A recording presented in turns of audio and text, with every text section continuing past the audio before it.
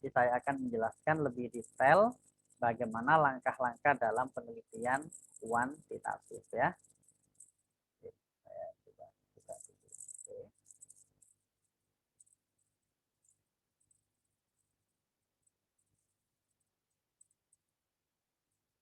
Apakah sudah terlihat di layar Anda? Sudah, Pak. Oke ya.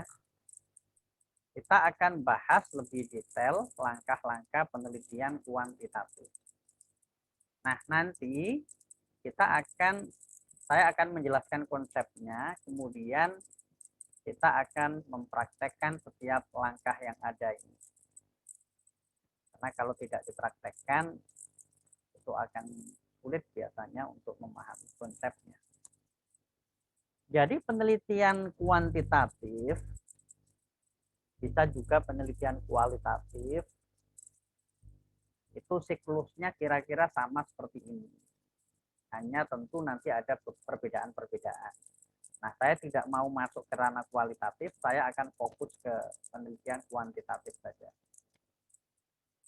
Jadi ketika kita mau melakukan suatu kegiatan penelitian, langkah pertama yang kita lakukan adalah mengamati fenomena.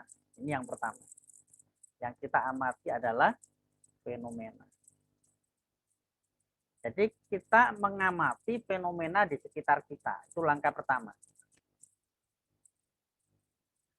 Setelah kita mengamati fenomena di sekitar kita, langkah berikutnya, fenomena itu dianalisis. Fenomena itu dianalisis atau diidentifikasi dalam bahasa yang lain. Mengamati fenomena, kemudian fenomena itu dianalisis atau diidentifikasi. Saya kasih contoh yang mudah dipahami. Saya melihat fenomena di sekitar saya melihat mahasiswa di sekitar saya, mahasiswa UNTAK misalnya, itu menunjukkan perilaku-perilaku sebagai berikut. Misalnya, satu, saya melihat mengamati fenomena adanya mahasiswa itu yang sering terlambat dalam mengumpulkan tugas. Saya catat itu fenomena. Kemudian saya tulis di sini ya, biar gampang. Misal saya menemukan fenomena mahasiswa terlambat mengumpulkan tugas.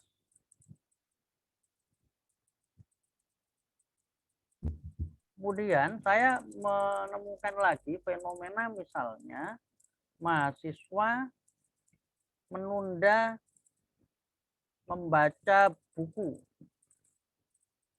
Lalu saya menemukan lagi misalnya mahasiswa menunda menyelesaikan tugas. Jadi tugasnya itu sudah dikerjakan sebagian tapi nggak diselesaikan. Tidak diselesaikan. Dia mengalihkan kegiatannya untuk mengerjakan hal-hal yang lain. Misal saya menemukan fenomena mahasiswa terlambat atau menunda menghadiri kelas. Jadi tidak jadi masuk kelas misalnya. Kemudian misalnya saya menemukan mahasiswa menunda membayar SPP. Misalnya begitu ya.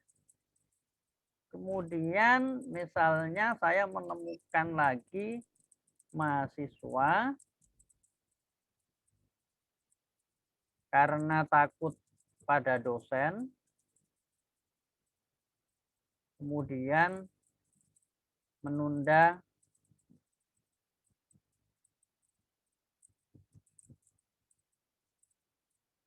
mengumpulkan makalah misalnya.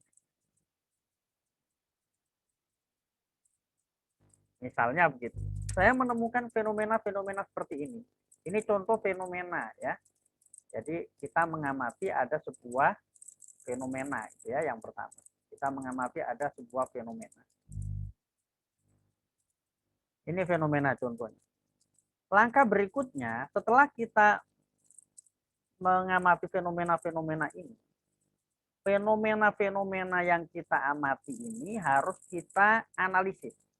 Jadi fenomena-fenomena ini yang saya temukan ini harus saya analisis.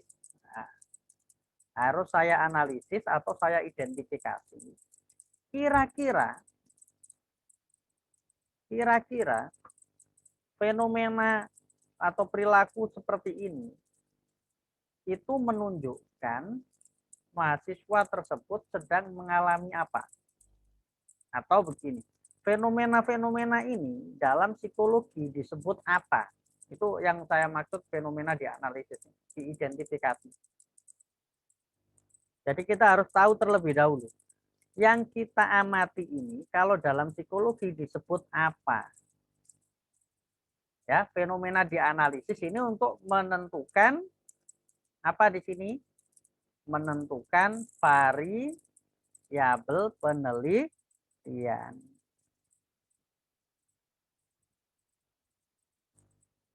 Itu ya. Jadi fenomena dianalisis untuk menemukan variabel penelitian. Nah, setelah saya pelajari fenomena yang saya lihat ini ternyata dalam psikologi ini ternyata disebut dengan ya, itu dalam psikologi ternyata disebut dengan istilahnya prokrastinasi akademik. Jadi fenomena-fenomena yang saya temukan ini tadi, setelah saya analisis, setelah saya identifikasi, dalam psikologi ternyata disebut dengan istilah prokrastinasi akademik. Apa itu prokrastinasi akademik? Dalam psikologi, prokrastinasi akademik disebut perilaku menunda atau menyelesaikan tugas-tugas yang berhubungan dengan akademik. Nah, itu yang dimaksud mengidentifikasi atau menganalisis fenomena. Jadi fenomena diamati terlebih dahulu, setelah itu dianalisis atau diidentifikasi untuk diketahui di dalam psikologi itu disebut dengan variabel apa. Kayak dokter itu loh ya, kayak dokter. Anda mengeluhkan gejala tertentu. Anda datang pada dokter. Dokter kan memeriksa atau menanyakan, apa yang Anda rasakan, Bapak? Kepala saya pusing, badan saya meriang. Lalu dokter kan akan mencari di kamus kedokteran. Itu disebut apa ya yang dialami itu. Nah, dalam psikologi juga sama. Ketika Anda mau melakukan penelitian, Anda mengamati fenomena di sekitar Anda, lalu fenomena yang Anda amati itu, Anda harus menemukan dalam psikologi itu disebut dengan apa. Nah, seperti yang tadi saya contohkan. Oke, sampai di sini ada pertanyaan? Silakan kalau tidak jelas ditanyakan ya, kita pelan-pelan untuk memahaminya. Mau tanya. Ya, Berarti silakan. kan tadi kan prokrastinasi secara akademik. Kalau misalnya dari siswa itu ada faktor X yang lain bagaimana? Apakah itu juga termasuk variabel atau enggak? Ya, itu tadi kan sebagai contoh. Nah, tentu Anda juga akan mengamati fenomena-fenomena yang lain. Seperti yang selain yang saya contohkan. Misal, Anda menemukan sebuah fenomena pada mahasiswa, di mana mahasiswa itu kalau berbicara kepada teman, itu sering menggunakan kata-kata yang kotor misalnya. Memanggil dengan panggilan yang tidak menyenangkan. Atau misalnya ada juga yang sampai misalnya memukul teman, menyakiti secara fisik misalnya. Anda juga mengamati ada mahasiswa itu yang berperilaku misalnya melecehkan teman secara seksual. katakan menggoda yang perempuan dengan panggilan sayang, padahal yang perempuan tidak nyaman dengan panggilan itu. Itu kan fenomena ya. Nah, itu kalau dalam psikologi disebut apa kira-kira? Nah, itu tugas kita untuk menemukan itu dulu. Karena kalau kita tidak tahu itu dalam psikologi disebut apa, kita tidak akan bisa melakukan penelitian. Karena apa? Karena kita saja tidak mengenali itu dalam disiplin psikologi disebut apa. Nah, dalam cerita yang saya sampaikan tadi, kira-kira disebut apa itu teman-teman kalau dalam psikologi?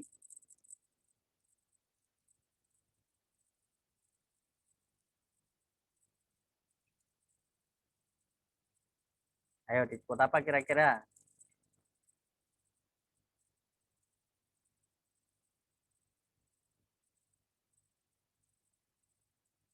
Disebut perilaku agresivitas kalau dalam psikologi. Nanti akan Anda temukan pengertian agresivitas itu. Perilaku menyakiti seorang yang itu bisa dalam bentuk verbal, dalam bentuk fisik, maupun dalam bentuk sifatnya seksual.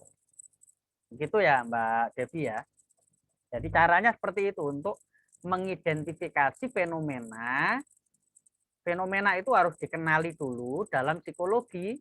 Yang Anda amati itu kira-kira disebut dengan apa. Nah, bagaimana kita bisa mengenali itu? Harus banyak membaca jurnal-jurnal penelitian dalam bidang psikologi ya, sambil dikira-kira gitu loh. Kira-kira kalau perilakunya seperti ini mendekati perilaku apa ya? Itu ya. Oke, ada lagi yang lain, silakan. Karena nanti saya akan kasih tugas terkait. Pak, mau tanya Pak. Ya, silakan.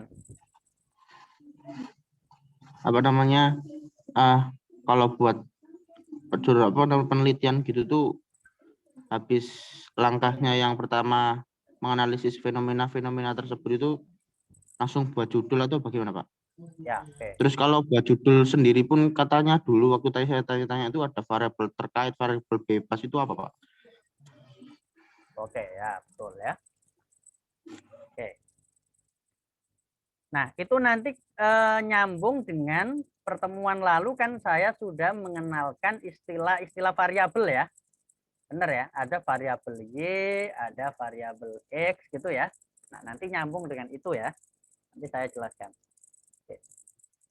Ya, ada lagi yang lain bertanya sebelum saya meneruskan langkah-langkah berikutnya ya. Tadi yang ditanyakan Mas Fatkur itu nanti langkah selanjutnya ya. Pak, saya mau tanya Pak. Ya, silakan. Menganalisis itu kan berarti juga kita mengetahui kan pada pertemuan yang sebelumnya tuh Bapak juga menjelaskan bahwa kayak itu loh Pak, ribut sekeluarga itu kan tidak bisa dimasukkan ke dalam penelitian, soalnya kan hanya satu sampel aja Pak itu. Ya, betul. Itu termasuk dimasukkan dalam analisis itu juga atau gimana Pak? Oke. Jadi kalau dalam analisis ini tadi itu kan kita berada pada tahap mengenali fenomena yang kita amati tersebut. Kalau dalam psikologi disebut variabel apa. Nah, setelah itu nanti setelah kita tahu, misalnya itu disebut variabel agresivitas. Setelah itu kita nanti baru mengidentifikasi lebih lanjut lagi. Agresivitas itu terjadi pada banyak orang atau hanya terjadi pada beberapa orang saja. Kalau ternyata ini terjadi pada banyak orang, bahkan di dunia internasional itu terjadi, maka ini penting untuk diteliti. Ya, kita baru putuskan seperti itu. Tapi kalau itu hanya terjadi pada satu atau beberapa orang saja, maka kita akan memandang itu tidak penting untuk diteliti. Jadi kita bisa mengamati fenomena-fenomena yang lain yang sekiranya lebih penting untuk diteliti. Kira-kira begitu ya, Mas ya? Iya, Pak. Terima kasih. Oke. Yang lain silakan.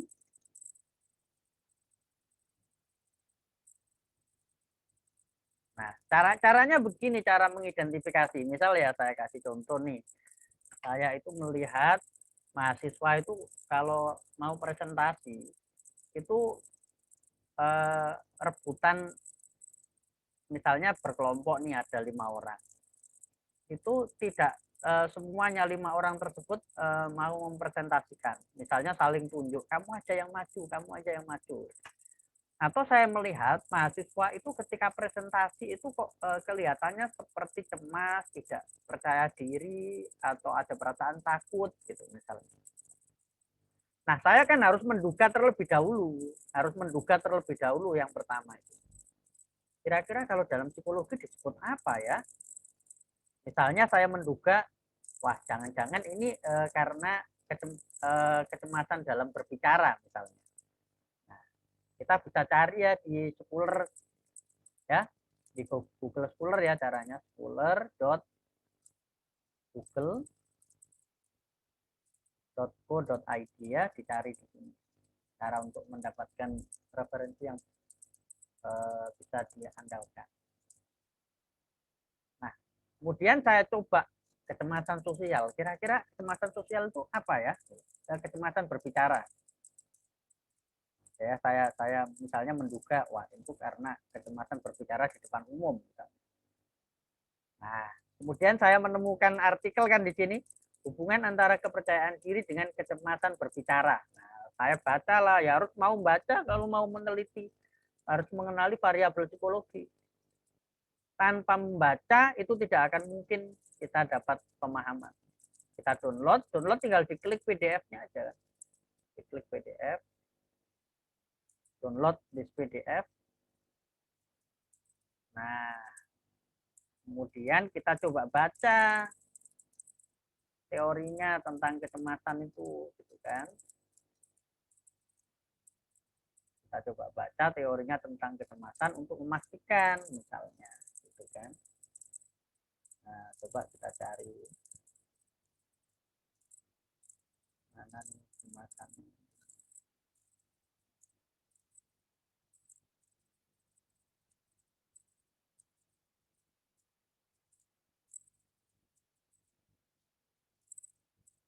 Nah, ini misalnya.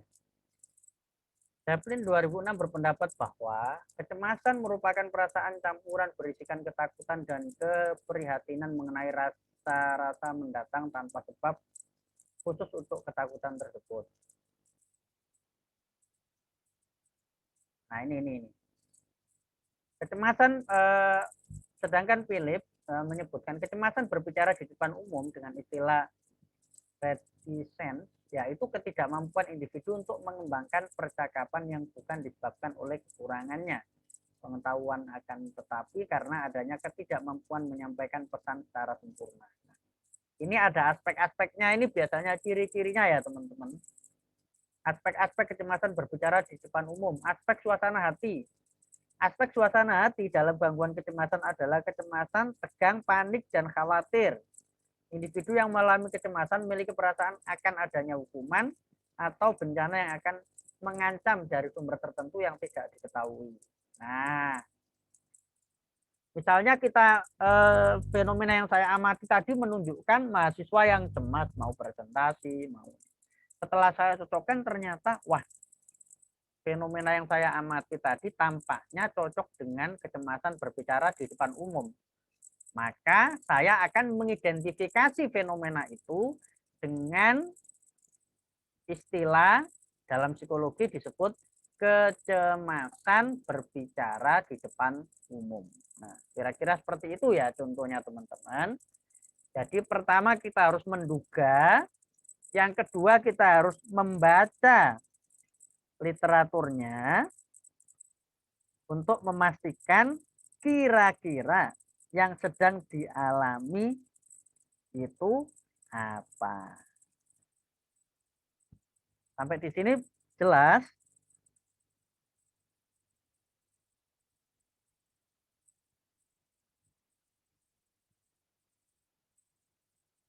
Sampai di sini jelas?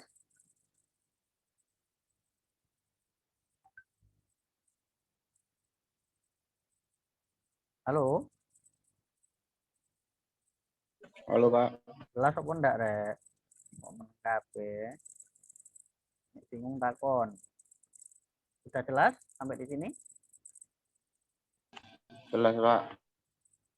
Oke. Kalau nggak jelas tanya ya. Nanti biar kalau dikasih tugas tidak bingung. Ya. Oke.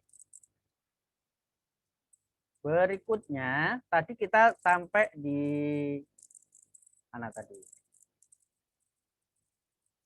Tadi saya baru menjelaskan sampai di sini ya. Mengamati fenomena, fenomena dianalisis ya. Oke. Fenomena dianalisis, setelah itu kita kan memberikan label variabelnya tadi ya. Nah, misalnya tadi saya kasih contoh tadi, setelah fenomenanya saya analisis, kemudian saya mengidentifikasi itu sebagai variabel, misalnya tadi prokrastinasi akademik. Nah, gitu toh. Prokrastinasi akademik ini disebut sebagai topik penelitian. Jadi pada tahap ini kita baru menemukan apa yang disebut topik penelitian. Belum judul ya, baru menemukan topik penelitian. Saya ulangi lagi. Kita mengamati fenomena. Fenomena kita analisis atau kita identifikasi. Dalam psikologi itu disebut apa? Nah, misalnya tadi saya menemukan sebuah fenomena mahasiswa yang sering terlambat mengumpulkan tugas, menunda menyelesaikan tugas, dan seterusnya tadi. Setelah saya identifikasi, itu disebut dengan prokrastinasi akademik. Nah, prokrastinasi akademik ini namanya topik penelitian. Belum sampai judul ini ya teman-teman. Ini disebut dengan topik penelitian. Nah, prosedur selanjutnya apa sebelum kita menentukan judul? Prosedur selanjutnya sebelum menentukan judul, kita harus mencari tahu prokrastinasi akademik ini dipengaruhi oleh apa. Nah, prokrastinasi akademik ini yang kita sebut dengan topik penelitian tadi ya. Ini prokrastinasi akademik yang merupakan topik penelitian kita. Ini kita sebut dengan variabel Y ya, Mas tadi yang nanya. Variabel Y atau biasa disebut variabel terikat atau dalam bahasa Inggris disebut dependent variable. Ini yang disebut dengan topik penelitian. Nah, langkah berikutnya sebelum kita menentukan judul penelitiannya,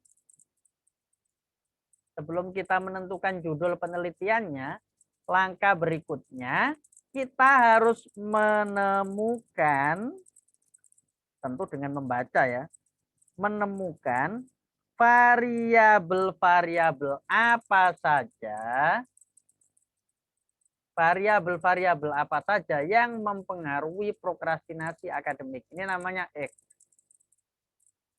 Ada X1, ada X2, ada X3, dan seterusnya. Ada X4.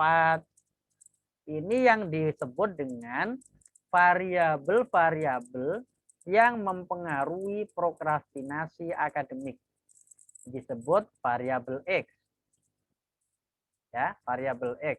Variabel-variabel yang mempengaruhi prokrastinasi akademik. Sampai di sini ada pertanyaan?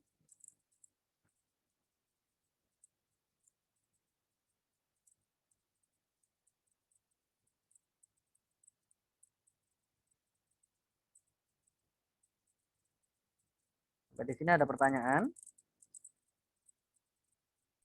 Belum ada, Pak. Belum bisa dipahami?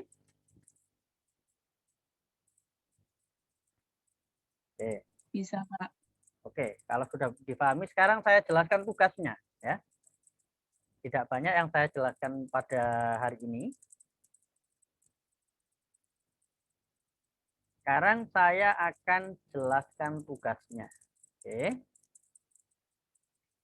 Tugasnya adalah mahasiswa harus mengamati fenomena. Mengamati fenomena yang pertama. Yang kedua nanti menganalisis fenomena. Saya akan langsung tunjukkan formatnya ya. Format tugasnya nanti seperti ini teman-teman. Kalian akan mengerjakannya seperti ini ya. Saya tidak akan jelaskan panjang-panjang supaya Anda langsung nanti bisa mengerjakan tugasnya. Jadi tugas pertama adalah mengidentifikasi fenomena. Ya. Jadi mengamati fenomena, mengamati fenomena yang pertama. Jadi nanti Anda seperti ini tugasnya. A, fenomena ya. Fenomena yang diamati. B, identifikasi fenomena. Nah, seperti ini formatnya. Fenomena yang diamati ini mahasiswa harus menyebutkan minimal 5 ya. Minimal 5. Minimal 5 perilaku. Yang diamati apa saja? Misal 1. Misalnya tadi ya. Mahasiswa menunda mengerjakan tugas misalnya gitu kan. 2 apa? Dan seterusnya. Ya. Ini sampai 5 ya. Minimal 5 itu minimal. Minimal 5 fenomena. Oke. Yang berikutnya identifikasi fenomena. Bunyinya seperti ini teman-teman. Fenomena tersebut dalam psikologi disebut dengan variabel titik-titik. Apa variabel apa dalam psikologi? Dalam variabel psikologi disebut apa itu? Ya. Misalnya ini dalam contoh saya misalnya disebut variabel prokrastinasi akademik. Ya. Nah, bagian berikutnya C. Ini pengertian ya, teman-teman. Pengertian variabel. Pengertian variabel ini sesuai dengan yang ini ya. Karena dalam contoh saya prokrastinasi akademik, maka saya akan mengatakan prokrastinasi akademik menurut siapa adalah dan seterusnya. Poin D, ini judulnya seperti ini teman-teman. Faktor-faktor yang mempengaruhi prokrastinasi akademik. Nah, ini tentu harus membaca ya. Berdasarkan membaca jurnal atau buku, nanti Anda bisa tahu faktor-faktor yang mempengaruhi prokrastinasi akademik itu apa saja. Misal kalau dalam contoh ini. Misal evaluasi diri, bisa dipengaruhi oleh misalnya regulasi emosi, dan seterusnya. Minimal Anda nyebutkan 5. Ya. Minimal 5 faktor yang mempengaruhi. Minimal 5 faktor yang mempengaruhi. Jadi seperti ini teman-teman format tugasnya. Yang pertama fenomena yang diamati, minimal sebutkan 5 ya. Kemudian fenomena yang Anda amati itu dalam psikologi disebut apa? Disebut variabel apa? Baca jurnal ya untuk mengetahui. Kemudian pengertian variabel ini apa? Pengertian variabel yang sudah hasil identifikasi tadi. Kemudian Anda harus cari faktor-faktor yang mempengaruhi variabel tersebut, minimal 5 ya. Ini adalah langkah-langkah dalam menentukan judul penelitian. Nanti pada pertemuan selanjutnya saya akan jelaskan prosedur untuk menentukan judul penelitiannya dan menentukan jenis penelitian yang akan Anda lakukan itu penelitian apa. Apakah dari fenomena dan hasil identifikasi faktor yang mempengaruhi itu, Anda akan membuat penelitian korelasional, ataukah Anda akan membuat penelitian komparatif, ataukah Anda akan membuat penelitian yang sifatnya penelitian eksperimen. Kira-kira seperti itu teman-teman semua. Ada pertanyaan untuk tugasnya? Kalau ada yang kurang jelas silakan ditanyakan.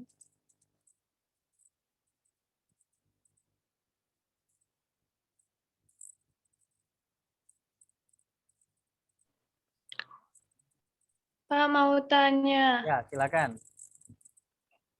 yang identifikasi fenomena itu berarti per fenomena yang ada di yang 5 itu, minimal 5 itu, Pak. Oke, pertanyaan yang bagus ya. Identifikasi fenomena ini hanya satu variabelnya yang diidentifikasi, ya, tidak per perilaku ya. Karena satu variabel itu bisa ditunjukkan dengan beberapa perilaku. Itu ya Mbak ya. Misal ada mahasiswa itu kalau mengikuti pembelajaran di kelas itu suka ngobrol sendiri sama temannya. Kalau misalnya dikasih kesempatan bertanya, dia tidak mau bertanya. Kemudian kalau mengerjakan tugas selalu asal-asalan misalnya. Nah, perilaku itu bisa kita sebut dengan misalnya motivasi belajar yang rendah kan begitu. Jadi begitu ya Mbak ya. Jadi fenomena-fenomena itu bisa diidentifikasi dengan satu variabel. Itu ya.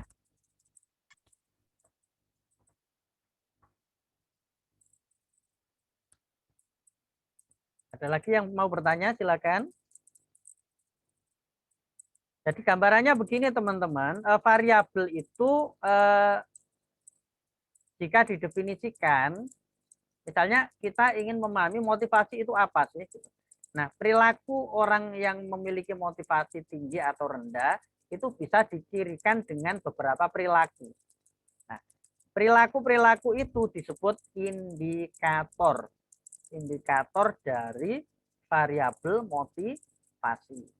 Sehingga perilakunya itu bisa lebih dari satu untuk menggambarkan suatu variabel psikologis, gitu ya. Silakan yang lain kalau ada pertanyaan.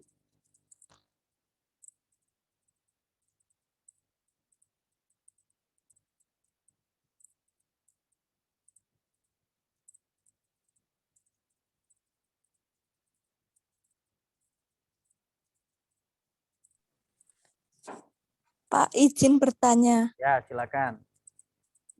Untuk fenomenanya itu kalau mencari dari jurnal apakah boleh? Oke. Fenomena yang saya maksudkan di sini adalah fenomena itu memang bisa diperoleh dari mana saja ya dalam penelitian itu. Jadi fenomena itu bisa saja yang Anda lihat di sekitar Anda, tapi bisa saja didukung dengan sumber-sumber yang relevan. Tapi tetap harus dari pengamatan di sekitar Anda dulu ya, dimulai dari pengamatan di sekitar Anda dulu, kemudian bisa juga didukung dengan sumber-sumber yang relevan dari penelitian sebelumnya. Gitu ya. Misal saya kasih contoh. Saya melihat di sekitar saya tadi, mahasiswa Untak misalnya. Fenomena yang saya amati langsung. Misalnya. Mahasiswa Untak banyak yang menunda mengumpulkan tugas. Misalnya Mbak ya, ini yang saya amati langsung. Misalnya. Kemudian penelitian Hasan, misalnya 2019, menemukan sebanyak 87% mahasiswa di Universitas X juga menunda mengumpulkan tugas. Misalnya kayak gini Mbak ya, boleh ya. Tapi saya minta tetap harus ada fenomena di sekitar yang Anda amati. Nah, kalau didukung dengan fenomena yang ada di hasil penelitian sebelumnya itu justru malah bagus. Berarti Anda juga melihat fenomena itu tidak sebatas apa yang Anda lihat di sekitar Anda, tetapi Anda juga ingin mengkonfirmasi apakah fenomena yang Anda lihat itu juga terjadi di banyak tempat, sehingga nanti fenomena ini relevan untuk diteliti. Itu justru tambah bagus seperti itu. Itu ya Mbak ya. Ya, baik Pak. Terima kasih. Yang lain silakan.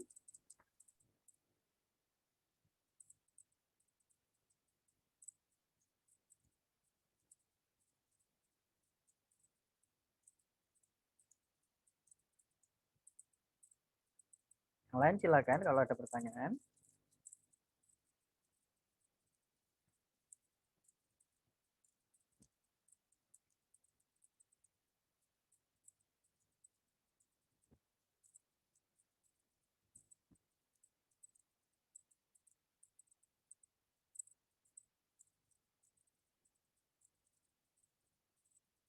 Sudah jelas tugasnya? Berapa? Oke. Baik, kalau sudah jelas, silakan mulai bisa dikerjakan hari ini. Dan nanti tugasnya bisa dikumpulkan paling lambat pada hari Rabu ya. Dikumpulkan di Elitak nanti ya, paling lambat pada hari Rabu. Jangan lupa juga hari ini tetap mengisi daftar hadir di Elitak ya. Nanti format tugasnya ini saya share di Elitak biar tidak lupa. Kemudian video rekamannya nanti saya bagikan di Elitak. Barangkali ada yang terkendala sinyal pada saat mendengarkan penjelasan langsung melalui Zoom meeting pada pagi hari ini. Oke, terima kasih semuanya. Selamat pagi. Sampai ketemu pada kesempatan berikutnya. Assalamualaikum warahmatullahi wabarakatuh. Waalaikumsalam. Waalaikumsalam. Terima kasih Pak. Terima kasih Pak. Ya, tutup ya.